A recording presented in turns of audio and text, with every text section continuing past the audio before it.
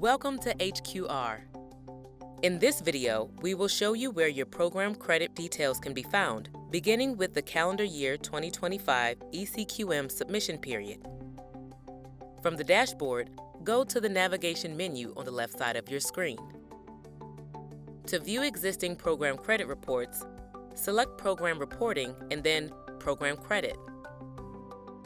The standalone program credit report will be retired starting with the Q1 2025 eCQM submission. The information you are used to seeing on your program credit report will now be available in the Submissions Requirements report. Historical data will remain available on the original program credit page for your reference. To view, select the program and the quarter. Then, click on the Select button. To access the report where your program credit details will now be displayed, select the Submission Requirements report link. Or, you can go back to the navigation on the left-hand side and select Submission Requirements. Select the Submissions Requirements dashboard card. Now, select the program you wish to view.